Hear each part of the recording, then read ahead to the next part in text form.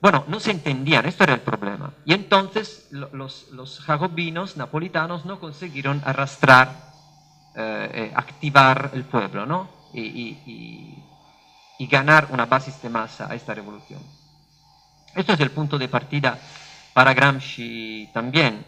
Él escribe ya en el cuaderno 4, el concepto de revolución pasiva me parece exacto, no solo para entender lo que pasó en Italia, sino también en otros países que modernizaron el Estado gracias a una serie de reformas o de guerras nacionales sin pasar por la revolución política de tipo radical jacobino. O sea, él retoma esta noción y ya la cambia, porque ya no es simplemente la prueba de los límites de una revolución específica, la revolución napolitana, sino es la, digamos, como un instrumentario analítico que permite entender unos procesos históricos que no tienen ya nada que ver con lo que pasó en Nápoles. Porque son procesos históricos que tuvieron éxito. Una serie de estados consiguieron hacer lo que hizo Francia gracias a una revolución jacobina con otras medidas alternativas, sin activar el pueblo-nación, pero consiguiendo los mismos resultados, o sea, modernizar la nación, modernizar en el sentido social, político, de estructura política, claro, de relación entre las clases sociales y también económico, ¿no? O sea, hacer esto gracias a una serie de reformas o de guerras nacionales, o sea, no solo, digamos, una lucha al interior, ¿no? Para cambiar las relaciones entre burguesía y aristocracia, sino también guerras nacionales, que es el Risorgimento italiano, o sea, guerras para crear una nación, pero crearla sin que esto sea una revolución, crearla y modernizar al mismo tiempo, ¿no? Como una ocasión de modernización, pero sin que el pueblo participe activamente a esto. Hubo una modernización. La burguesía italiana llevó a cabo su diseño, ¿no? Su proyecto, unificar la nación, crear el capitalismo, establecer su poder y todo esto. Pero lo hizo gracias al hecho que esto pasó por una forma restaurativa y no revolucionaria. O sea, el contenido social se afirmó, pero sin que esto comportase digamos, a toda aquella parte radical que se afirmó en Francia, y entonces por esto se afirmó de una manera peculiar, que es lo que, como hemos comentado ayer, la dicotomía entre el norte y el sur, el mundo urbano y el mundo rural, o sea que nunca se unificó realmente este mundo, y la hegemonía burguesa se articuló de una manera compósita gracias a un compromiso entre intereses diferentes, donde la enorme extensión del sur, la extensión del sur de Italia estaba abandonada, digamos, a una función puramente conservativa y subalterna. O sea, que no podía participar al progreso y a las modernizaciones. Entonces, lo que Gramsci establece aquí es que la revolución pasiva es un proceso progresivo, o sea, tiene un contenido revolucionario, no es simplemente una falta, un vacío, una negación. Este contragolpe tiene un contenido positivo, y el contenido positivo es precisamente la capacidad de llevar a cabo una afirmación de clase en una forma peculiar, que es la forma pasiva. pero llevar a cabo esta afirmación de clase. Y Gramsci hasta ahora ha estado pensando al risorgimento italiano, ha estado pensando la manera en la cual se ha formado la unidad italiana. Y esta manera es, como hemos dicho, una manera peculiar en el sentido que se basa sobre un compromiso, que deja un margen muy fuerte digamos, de feudalismo, ¿no?, dentro de este nuevo modelo capitalista.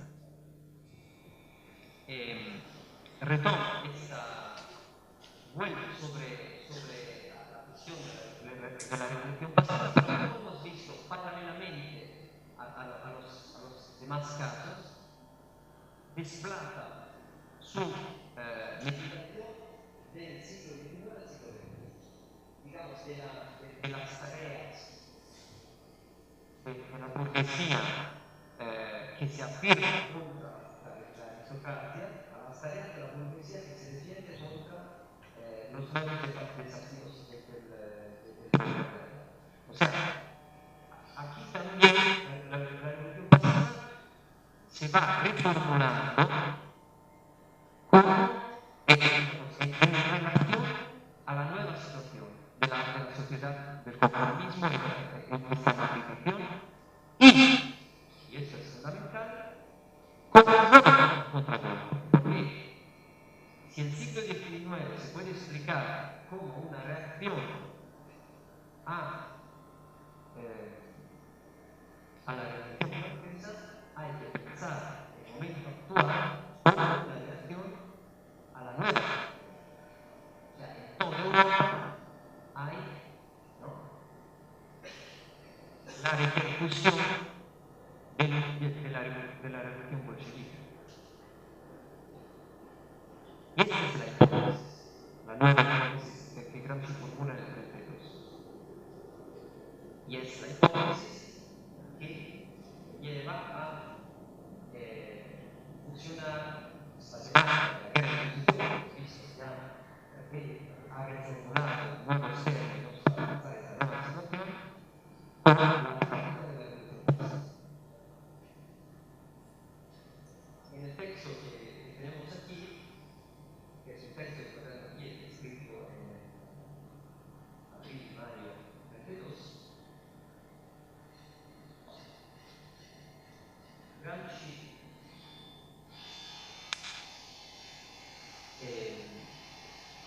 reflexiona sobre la posición de la hemos hablado mucho, es un filósofo historiador liberal que se pone digamos, dentro de la escala pacifista como representante del antifascismo liberal. Y que tiene una posición tan importante internacionalmente, mundialmente, que digamos, su posición es tolerada por esa primera. Ni siquiera la comunidad puede hacer que no escriban o hablen o digan lo que piensan, ¿no? Así que se pone como especie de punto de referencia.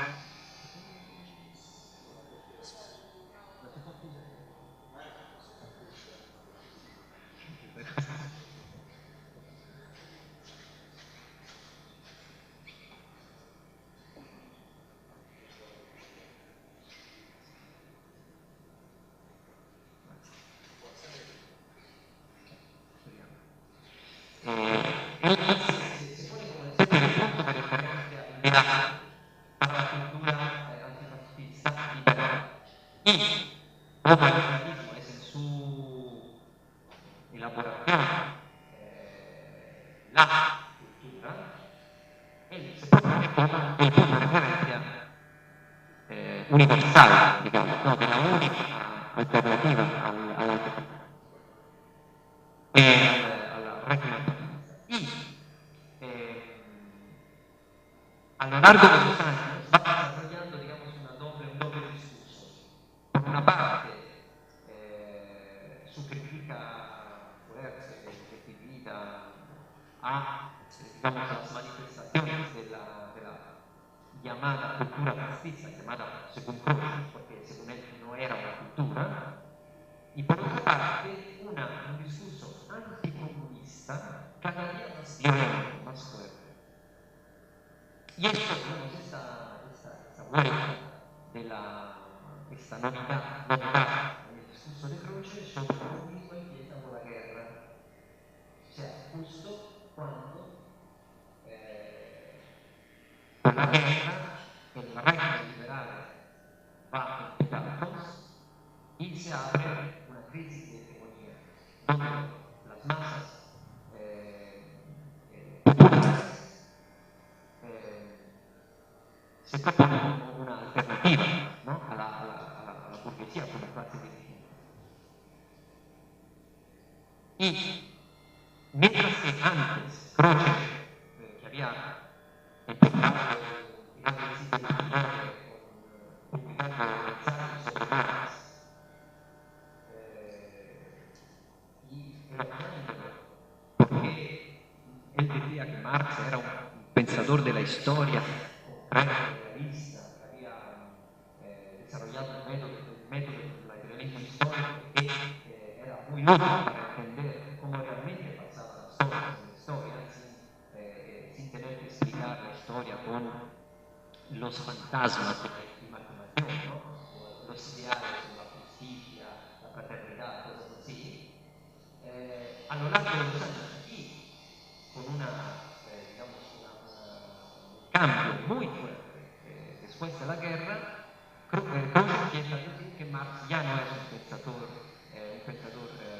que puede pensar a nadie, que hay que olvidarlo, que una vez igual hubo una temporada interesante, pero ahora no sirve a nada, y que Marx es un pensador metafísico, antimoderno, toda una serie de críticas que son bastante sorprendentes, porque son una inversión completa respecto a lo que él había dicho antes, ¿no? Y creo que se explica todo esto con la necesidad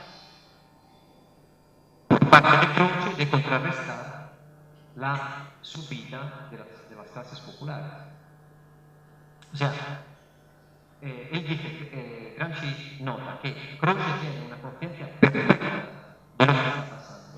Y lo que está pasando es que el Estado liberal ya no tiene más una hegemonía, que se aviene una crisis y que en esta crisis hay una alternativa concreta que es el comunismo. Entonces hay que luchar con fuerza extrema contra el comunismo porque eso es un enemigo real, ¿no? que está aquí. Y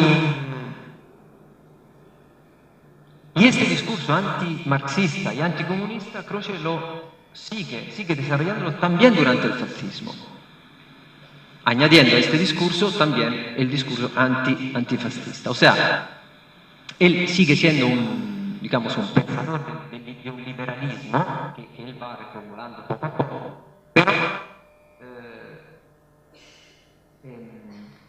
con perfecta conciencia de las relaciones de fuerzas que están presentes, ¿no? Del hecho que la existencia de un Estado obrero, del Estado político, es una amenaza continua para lo que Croce considera la civilización europea. Y en el 1932 Croce publica un libro que se titula Storia de Europa, donde él presenta la historia de Europa del siglo XIX como una especie de triunfo del liberalismo. Y Gramsci, que ya por sí mismo había empezado a esbozar este enfoque analítico sobre el siglo XIX en términos de revolución pasiva, dice, sí, esto es un teórico de la revolución pasiva. O sea, Croce se propone como un teórico de la revolución pasiva. Croce exaltando el liberalismo como capacidad de evitar el jacobinismo, el democratismo, el radicalismo y de modernizar Europa gracias a una política liberal, o sea, sin conflictos, ¿no? abiertos, sin la participación popular, aspecto teórico de la revolución pasiva. O sea, no utiliza la revolución pasiva como Gramsci hace, como un enfoque analítico, sino que es como una propuesta estratégica para la burguesía. Y la pregunta siguiente es, ¿y por qué Croce dice esto ahora? ¿Por qué escribe un libro sobre el siglo XIX y a qué le sirve políticamente? Y su respuesta es, está escribiendo esto porque no solo se trata de teorizar la revolución pasiva, digamos en el pasado, se trata de teorizarla en el presente, proponerla como estrategia hoy. Entonces, la hipótesis de Gramsci es que Croce pone sí mismo su posición liberal, como una posición que absorbe pasivamente las repercusiones del físico. Y entonces Croce ocupa de hecho en las relaciones ideológicas presentes una posición que no es antifascista, es una posición de reforma interna del fascismo para crear un compromiso entre el liberalismo y el fascismo, para influenciar el fascismo y poco a poco absorberlo dentro de esta idea que no es liberal. Es el producto de un repensamiento del liberalismo en conexión con lo que el fascismo representa, o sea, el régimen de una sociedad de masas. Dicho de otra manera, el pensamiento político de Croce es, según Gramsci, en aquel momento una propuesta política post-liberal o neoliberal, de renovación del liberalismo como compromiso con el fascismo. Bueno, esto lo escribe en este texto, que ahora no voy a leer todo. Solo un punto. Formulando esta hipótesis, Gramsci la desarrolla y piensa también lo que puede ser el fascismo como revolución pasiva, como fue el liberalismo antes, ¿no? El liberalismo con la revolución pasiva en relación con la revolución francesa. El fascismo puede ser la nueva revolución pasiva del siglo XX en relación con la revolución rusa. ¿Y cuál es la forma concreta que toma esta revolución pasiva? Y esto es lo que hay que pensar. Y Gramsci, bueno, ahora no entro en detalles, pero su tesis es esta, que ya he anticipado ayer y antes de ayer, que el fascismo es un régimen de masas. Y como régimen de masas organiza toda la población. Y la organiza dentro de estructuras que son el sindicato único obligatorio, las corporaciones, etc., dentro de estructuras que, unificando la masa, ponen también las premisas para un desarrollo económico que el carácter fracturado, fragmentario de la unificación italiana después con el Risorgimento no hacía posible. O sea, el fascismo, unificando las masas, puede ser un impulso para una nueva oleada de modernización en Italia, como Gramsci escribe también, de racionalización. ¿Y dónde está el desafío en este momento? Gramsci escribe esto en el 32. En el 32 ha llegado a Europa la crisis, la depresión americana, y se ha hecho claro que un modelo de desarrollo del capitalismo ya no puede, seguir más, en particular no puede seguir más la distinción, la separación entre el carácter internacional del mercado capitalista y el carácter nacional de las economías. Y entonces, por una parte, analizando lo que pasa en los Estados Unidos, ¿no? con lo que Gramsci llama americanismo y fordismo, y por otra parte, analizando el corporativismo fascista, Gramsci hipotiza que esto pueda ser la base de un nuevo modelo de desarrollo del capitalismo, no más fundado sobre una separación radical entre política nacional y economía internacional, sino entre un nexo más estricto entre estos dos modelos, entre estos dos niveles. En particular, Gramsci hipotiza que el corporativismo fascista pueda ser el núcleo del pasaje de una economía puramente individualista a lo que Gramsci llama una economía según un plan, o una economía mixta o regulada, que es lo que de hecho estaba pasando y pasó a lo largo de los años 30. O sea, la intervención del Estado dentro de la economía reguló en muchos casos, ¿no?, la economía, y no solo, se crearon organismos estaduales que participaron impulsando el desarrollo económico, no solo regulándolo, sino también fomentándolo, ¿no? Y esto pasó en Italia y pasó también en otros países europeos y pasó también en los Estados Unidos. Lo que los sociólogos han llamado también la sociedad neocorporativa, ¿no? Que no es el corporativismo fascista, la sociedad neocorporativa, que es sociedad de grupos que son, digamos, que pertenecen a la sociedad, pero participan a la formación de la decisión política. Esto es lo que estaba pasando entonces. Y Gramsci hipotiza esto como una forma, la nueva forma de revolución pasiva, que tiene que ser una revolución, o sea, tiene que ser un progreso. Gramsci, en la primera versión de este texto que está aquí, es aún más explícito. Dice: las corporaciones pueden llevar al desarrollo de formas políticas y culturales más avanzadas.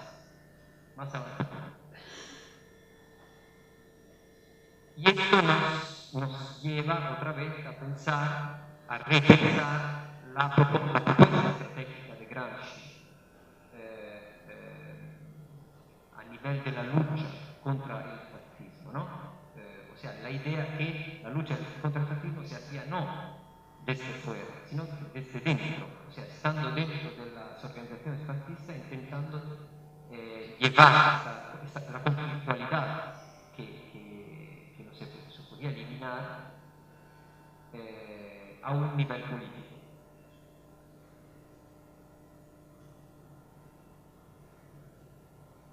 Y la última etapa, y luego terminaré, y con eso terminaré, la última etapa de la reflexión de Gramsci sobre la revolución pasiva es el año siguiente, 33, el intento de repensar toda la cuestión de la revolución en permanencia, de la guerra de posición, de la revolución pasiva.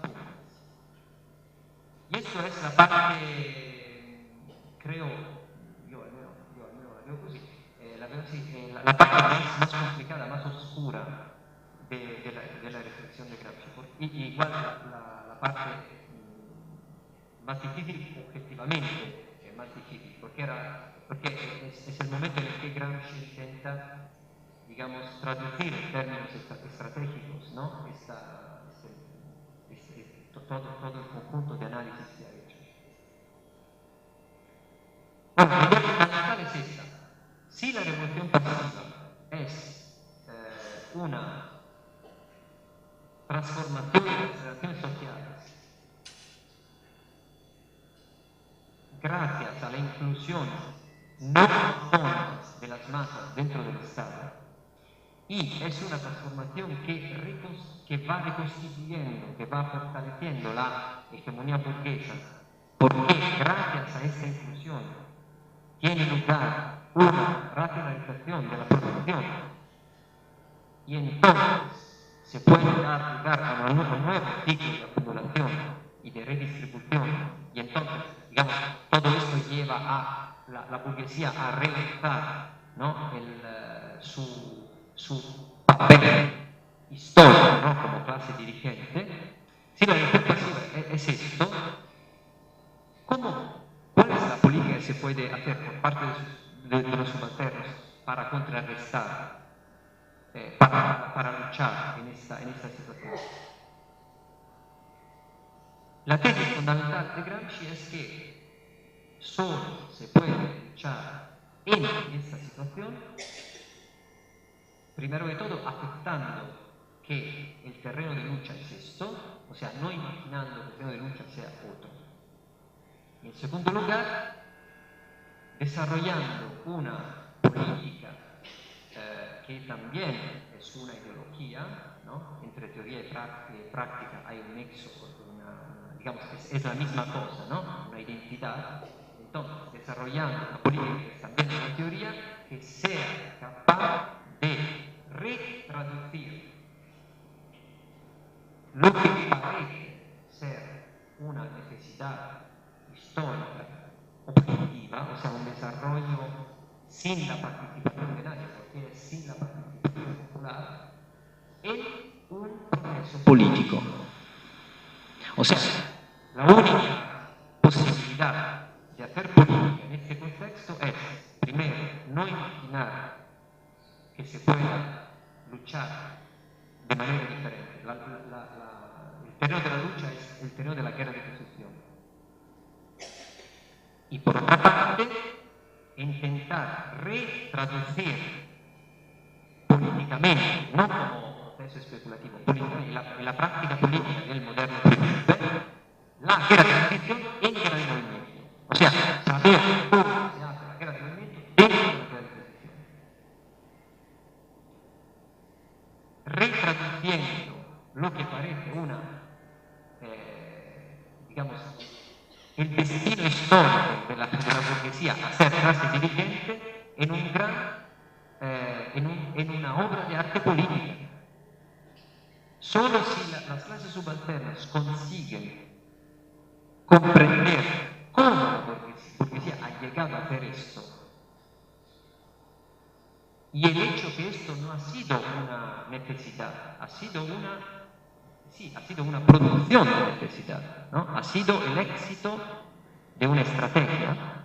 Solo si consiguen hacer esto pueden pensar también una alternativa concreta. El problema es que Gramsci, es lo que Gramsci vivía en su tiempo, era una enorme y dramática reconversión del partido bolchevique después del 28, de la guerra de posición a la guerra de movimiento. Pero como una decisión que ignoraba la necesidad de reconocer primero de todo el terreno de lucha. ¿Qué es esta reconversión? Son los planes quinquenales, ¿no? O sea, esa grande, el gran desafío que lanzó el Estado soviético de modernizar muy rápidamente la Unión Soviética, abandonando el terreno de la lucha de los años 20, ¿no? Hemos dicho, en los años 20 la lucha había cambiado de terreno desde la guerra de ataque frontal a la guerra de asedio. Al final de los años 20, principio de los años 30, se pasa de nuevo a una guerra de ataque frontal. Y esto al interior con la planificación y al exterior con una nueva estrategia que presupone que en toda Europa la crisis económica haya engendrado una situación de revolucionaria, explosiva, cosa que por supuesto no era así. Así que el problema de Gramsci es que él intenta pensar desde el interior del mundo comunista, del comunismo internacional, pero desarrollando una posición que es cada día más, digamos, original, sua peculiar, específica, y como lo que se piensa en la cárcel nunca es algo individual, nunca él lo vive como algo individual, sino que siempre lo piensa como algo que tiene digamos, potencialmente expansivo, ¿no? En el mundo del comunismo internacional, los análisis que Gramsci hace de la guerra de posición y también de lo que está pasando en la Unión Soviética van como en dos direcciones diferentes. Eso es el drama que se crea en los cuadernos de la cárcel, digamos, a partir del 30 hacia adelante. Y que no tiene solución, porque la solución sería política y no puede ser una solución teórica. La solución era lo que Gramsci imaginaba hacer después de salir de la cárcel, o sea, ir a Moscú, ¿no? Y empezar una lucha política dentro de la Internacional Comunista para cambiar, ¿no? Modificar la línea estratégica. Gracias por las preguntas, que son todas muy interesantes. Y, bueno, empezaré con la primera de Soledad, porque sí, es digamos, la más general y nos lleva otra vez digamos, al principio de este camino. Y da también la ocasión para igual explicar de manera un poco más clara y sobre todo concreta lo que quiere decir verdad, universalidad, etc.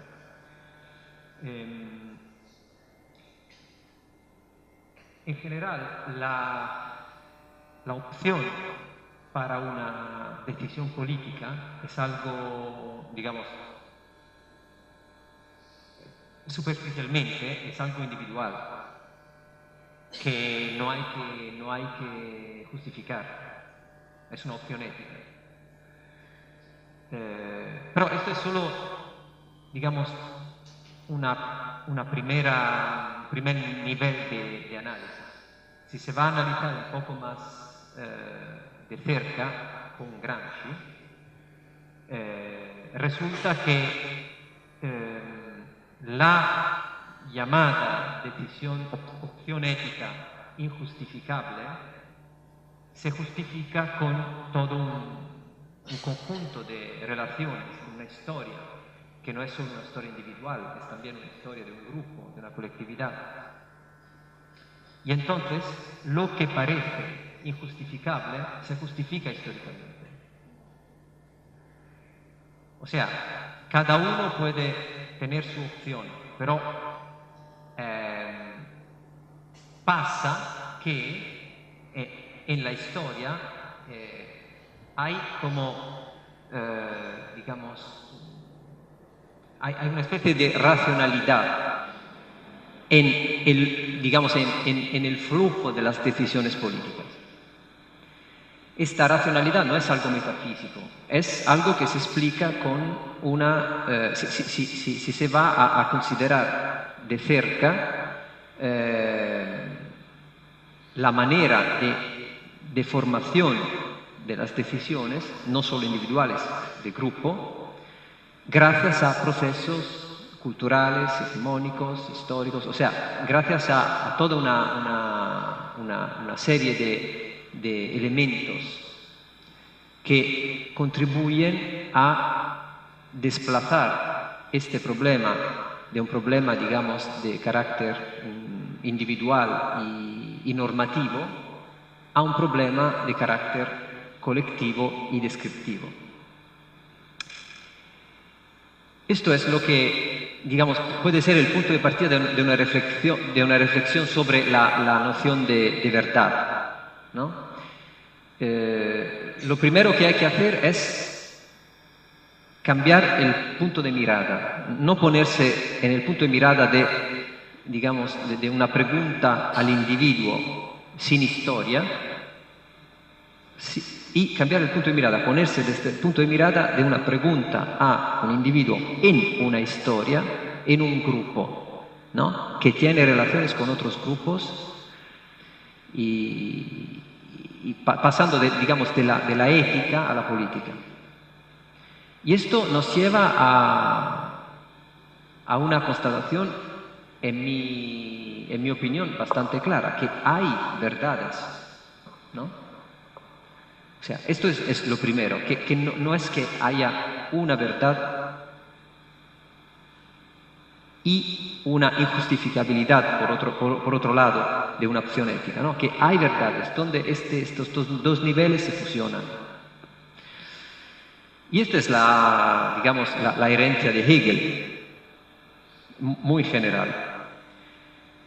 Pero lo peculiar de la filosofía de la praxis, según Gramsci, o sea, lo peculiar ya de Marx, ¿no? Es que todo esto pasa desde una perspectiva simplemente descriptiva a posteriori a una perspectiva actual y práctica.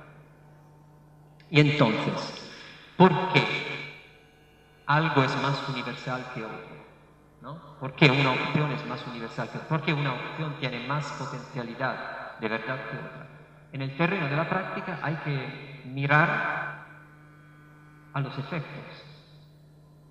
La verdad de una opción está en sus efectos, en lo que cambia en la práctica, en lo que produce prácticamente. Esto es ya un concepto que está en Maquiavelo, cuando Maquiavelo habla de la verdad efectual de la cosa, ¿no? Oponiéndola a la imaginación.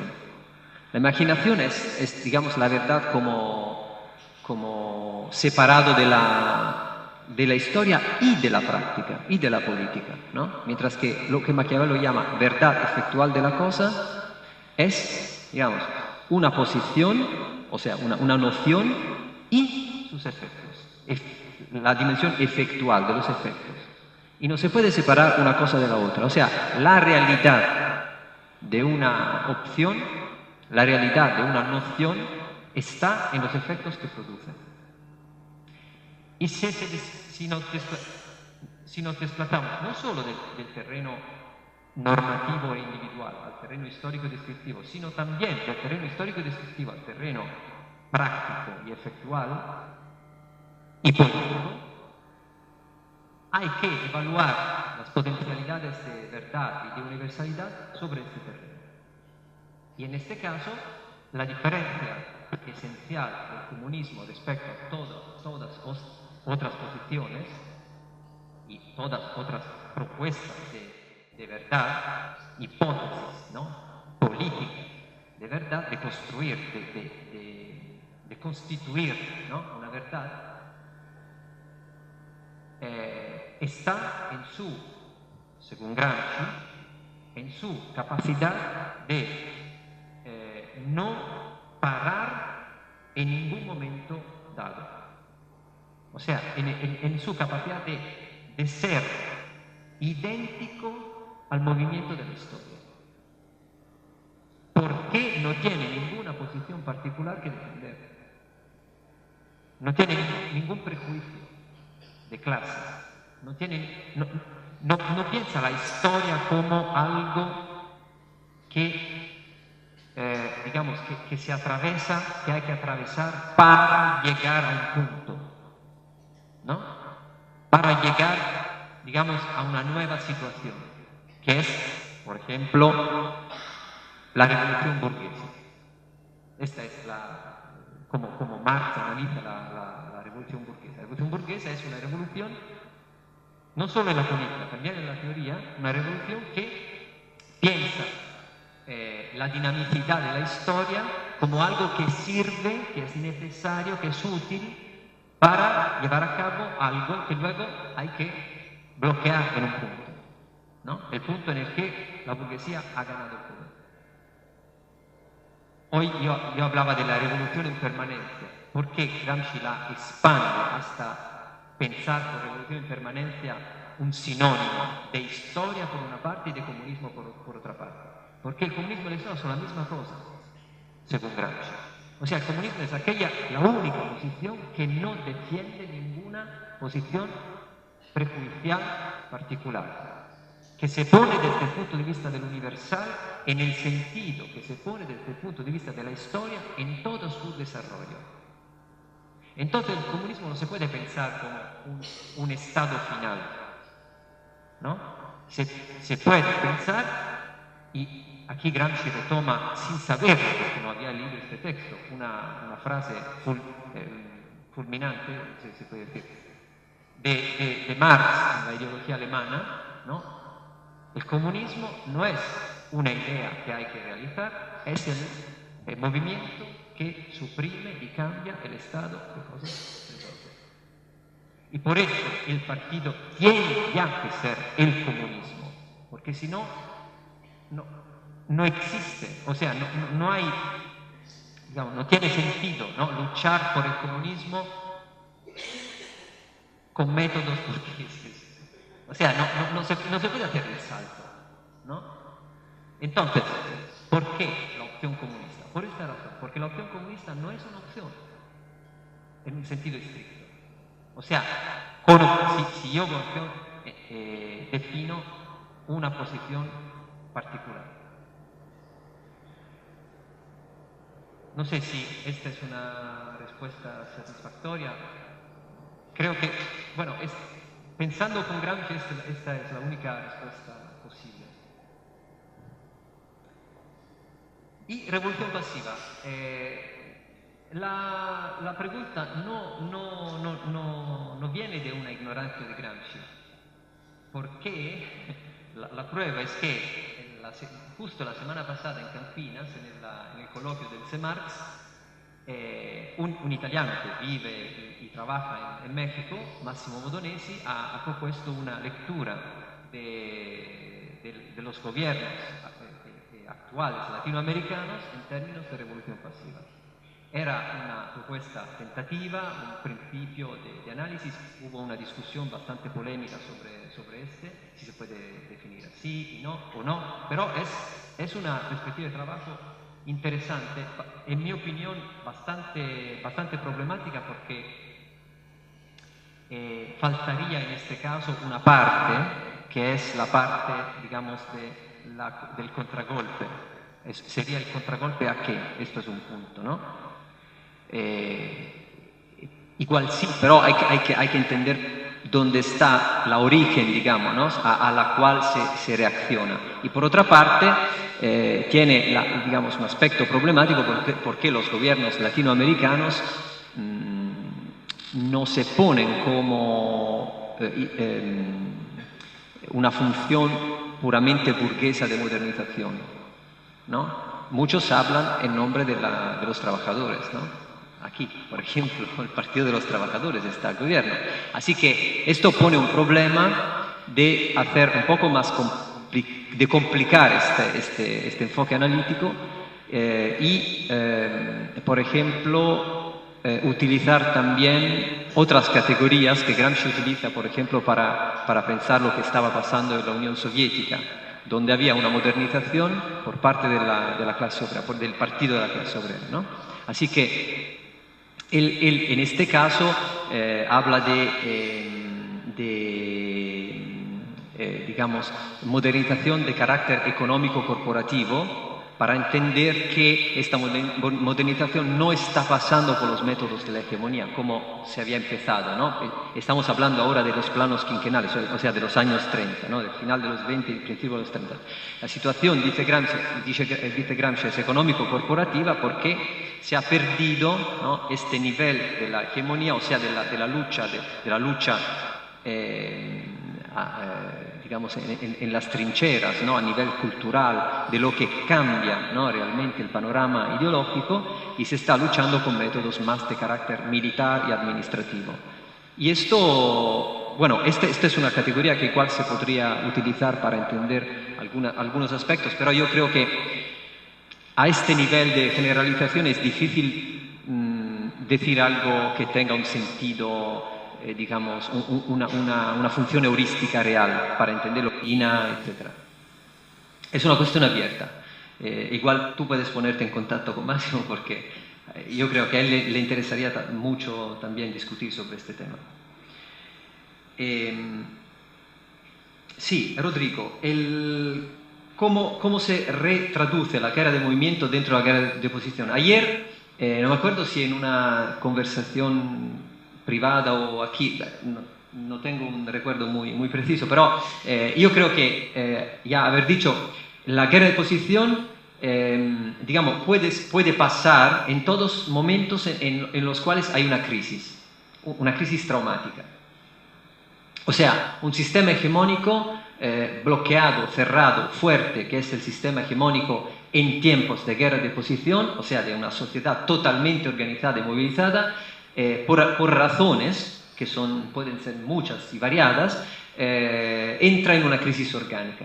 En esta crisis orgánica se reabren espacios, ¿no?, para, digamos, luchas de carácter más de asalto, más de asalto en el sentido que van cambiando posiciones muy rápidamente, ¿no?, que no son, digamos, que no son luchas que se desarrollan en un lugar preciso, establecido, ¿no?, sino que la lucha cambia el lugar también.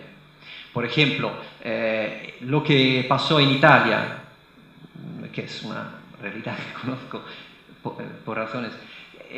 Lo que pasó en Italia ha sido una crisis traumática digamos, del sistema político italiano final de los años 80, principio de los años 90, y que todavía no se ha cerrado, ¿no? ¿Por qué? ¿Por qué explotó esta crisis? Explotó porque Italia perdió de repente una posición geopolítica fundamental después de la crisis disolutiva de la Unión Soviética, por una parte, y por otra parte llegó a un punto en el cual la modernización capitalista en Italia no conseguía más, digamos, progresar con los métodos que se habían utilizado hasta aquel punto. O sea, todo el sistema, digamos, el nexo entre producción y investigación, formación, todo se reveló anticuado, ¿no? Y en este momento se creó una situación de crisis orgánica que revolucionó completamente todo el sistema político. Lo revolucionó de manera pasiva porque, de hecho, digamos, el actor principal, el moderno príncipe de entonces, entró también en una crisis disolutiva, y el Partido Comunista, ¿no?, se suicidó prácticamente, y no hubo una situación en la cual las clases populares tenían una posibilidad de tener un papel de protagonista. Pero nacieron partidos nuevos, y nacieron partidos que representan una forma nueva de política, que es no solo típica de Italia, es típica de muchos países europeos. Creo que ya hemos hablado de eso. Nació un partido populista regresivo, xenófobo, racista, pero muy popular, muy radicado en las clases populares del norte de Italia, la Lega Norte, que prácticamente ha gobernado casi todo el tiempo, desde los últimos 20 años, y que radica su capacidad de hacer política en el estar dentro de la revolución pasiva, pero contemporáneamente suscitando energías que van en contra de la lógica que se está imponiendo gracias a esta revolución pasiva a nivel no solo italiano sino europeo. O sea, sus raíces populares son la prueba de que este partido, y no solo este partido, muchos partidos similares en Europa, los nuevos partidos populistas en Europa, interpretan exigencias políticas nuevas que están creciendo en Europa. Así que este es un fenómeno, en mi opinión, de guerra de movimiento, porque dentro de la revolución pasiva hay como momentos en los cuales se se desplaza toda la manera de hacer política. El cuadro político no cambia simplemente porque digamos, un partido crece y otro baja, sino porque nacen partidos de tipo nuevo que llevan la política, digamos, el desafío político a otro nivel. Claro que según Gramsci se prevé el futuro en la medida en que se contribuye a construir el futuro, y se contribuye a construir el futuro en la medida en que se organiza el presente, en la medida en que se lucha dentro la guerra de posición, por parte de las clases subalternas, se lucha dentro de la guerra de posición, que es un terreno dado, que no se ha elegido, ¿no? son las trincheras que la burguesía ha construido, ¿no? Se lucha dentro de estas trincheras para contrarrestar la tendencia propia al hecho que se está luchando en una situación de guerra de posición, a la disgregación, digamos, a la falta de protagonismo de las clases subalternas. Dicho de otra manera, la única manera, digamos, productiva, según Gramsci, de luchar dentro de la guerra de posición es construir núcleos de organización autónoma. O sea, que no elige el adversario, que eliges tú mismo. Y entonces, esto, ¿cómo puede pasar? En una situación de pluripartitismo, gracias a la formación de asociaciones, sindicatos, partidos, que puedan articular las luchas populares de manera autónoma, en una situación totalitaria como la del fascismo, gracias al estar dentro de esos organismos para cambiar su naturaleza, para cambiar su función, para pasar de la lucha simplemente económica y reivindicativa a la lucha política. Y esto prepara, de hecho, Gramsci dice, se va creando una presión molecular de esta manera, ¿no? Se va creando una presión molecular y difusa que puede preparar una crisis orgánica. Y esto es cómo se traducir la guerra de movimiento dentro de la guerra de posición. Digamos, si con guerra de movimiento se entiende la guerra de ataque que tú eliges, la guerra de posición, la guerra de defensa que elige el adversario, hay que repensar, digamos, esta guerra de defensa, hay que repensar cómo se puede atacar dentro de esta estructura defensiva. Pero esto no puede pasar inmediatamente, no se puede atacar sin más. Esto lleva a una derrota, porque se ataca en situaciones en las cuales tú no tienes organizaciones que han preparado el futuro, que han construido el futuro, no puedes prever nada, es un ataque a la ciega, digamos, ¿no? Hay que construir y de esta manera prever el futuro, o sea, contribuir a construirlo, ¿no? a darle una línea, que es lo que Maquiavelo también decía a propósito de los romanos, ¿no? Cuya digamos, preocupación principal era dominar el tiempo. O sea, dominar el tiempo es producir previsiones. Prever, pero implica, la única previsión realista es la previsión que consiste en el preparar este futuro contra otro. Ya hemos pasado a hablar de Maquiavelo, así que la ocasión. Creo que sí, el concepto de previsión es la manera que Gramsci utiliza para repensar la ocasión maquiaveliana, ¿no? O sea, para pensar como una ocasión que se da y puede no darse, puede ser producida, se puede contribuir a producirla, a determinarla, conectándola en una cadena de otras ocasiones, ¿no? Pero esto pasa por esta reflexión sobre la previsión. Prever es un hecho práctico, no es un hecho, digamos, no es una actividad teórica. Y Gramsci pensaba en el partido, pero también contemporáneamente pensaba en un trabajo sin partido, ¿no? O sea, con un partido que coordinaba pero actividades que por razones políticas, ¿no? Tendrían que ser llevadas a cabo dentro de organismos ajenos al partido, ¿no? El sindicato fascista, las corporaciones, etc. O sea, la idea de Gramsci es flexible, no hay que pensar el partido como el único lugar posible donde esto puede pasar, ¿no? El problema no es que haya un partido, el problema es que haya algo que funciona así, ¿no? Gramsci había experimentado en Turín el fenómeno de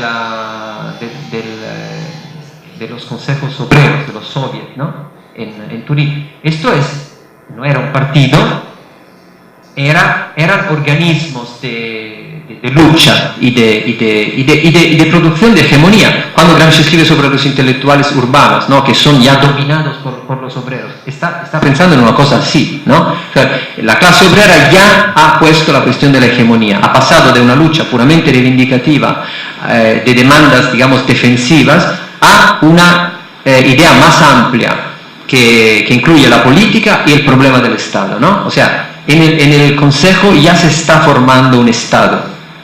Y entonces, este es un ejemplo de cómo la política se puede coordinar en otras maneras, no solo gracias al partido. De hecho, en los tiempos de Marx no había partidos, se han formado a lo largo de los decenios, digamos, sobre todo en el final del siglo XIX, y han entrado en crisis,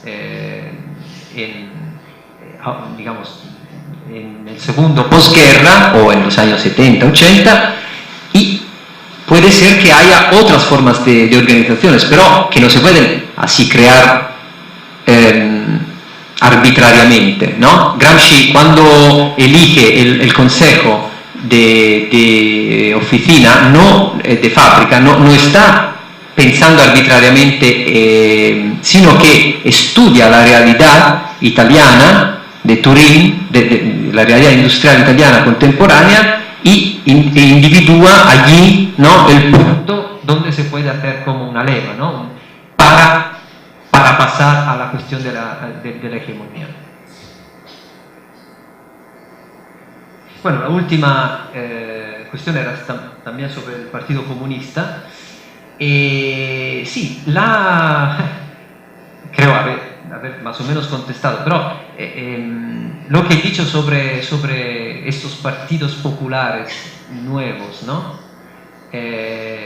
Me dice algo, o sea, que no es que la política no sea posible, la política es posible, pero es posible a condiciones que se individúen los puntos, en italiano diría nevralgici, estos puntos donde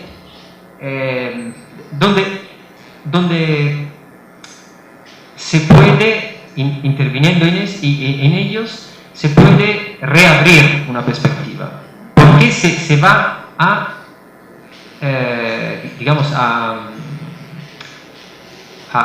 poner en marcha unas contradicciones esenciales. Por ejemplo, hoy en día una contradicción esencial es, en Europa, la contradicción entre el nivel económico y el nivel político, ¿no? Hay una unidad económica y no hay una unidad política. Esto crea muchísimos problemas, porque paradójicamente la política se ha autolimitado, se ha autoexcluido, ¿no? Porque existe un poder económico europeo común y existen poderes, digamos, nacionales que son nada respecto a este poder económico. Así que se crea todo un contraste, una serie de paradojas que nadie, esto es el problema, que nadie, tampoco en la izquierda, consigue nombrar, ¿no? Y decir abiertamente y poner como sobre la mesa política de discusión. La fortuna, la suerte que tienen estos partidos populistas es que son los únicos que lo hacen. Regresivamente, pero son los únicos que ponen este problema. Y entonces, cuando nació el fascismo en Europa, pasó de una manera bastante similar. Esto es otra cosa que hay que preocuparnos, ¿no? Porque la posibilidad de un nuevo fascismo es una posibilidad concreta, no es una cosa que bueno, de forma completamente nueva, ¿no? Tendrá otros rasgos, no sé, será diferente, pero esta posibilidad existe, que sería pero una posibilidad digamos, que es la tarea principal de las clases populares contrarrestar. Esto es el problema principal. O sea, ocupar aquel lugar, ¿no? Que ahora ocupan solo esos partidos. De manera alternativa, completamente diferente, pero ocupar aquel lugar que es la política.